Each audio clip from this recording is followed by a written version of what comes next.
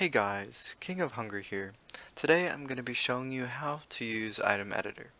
So first, go to Create. Then you will see Item Editor, which is next to the Sales tab. It will load your clothing, and essentially Item Editor is to help you edit items more efficiently. And so let's start. So first we have item type here.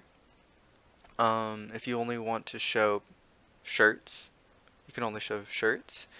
If you only want to show pants, you can only show pants. You also have this on sale button. Currently, everything is on sale.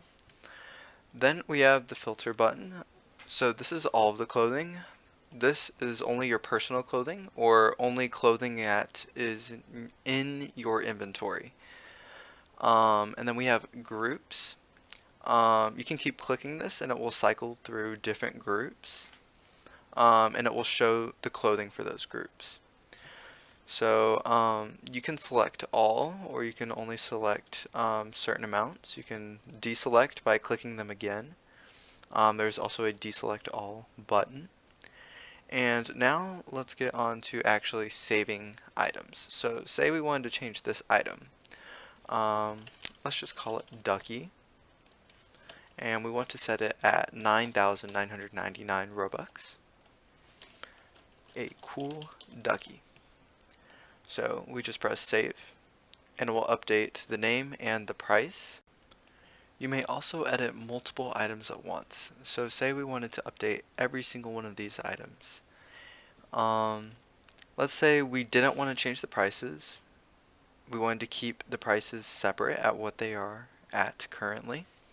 But we can still change the name. So say we wanted to change the name all to shirt. And we could change the description to a different description. So this will update every single one to shirt and change the description, as you can see.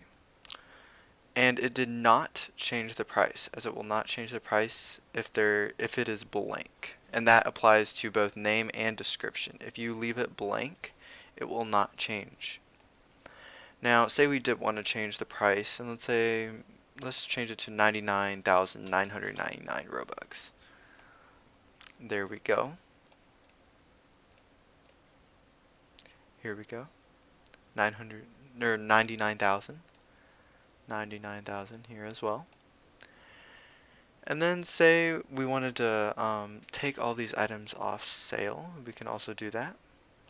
There we go. It will say that this item is not currently for sale, as well for the other one.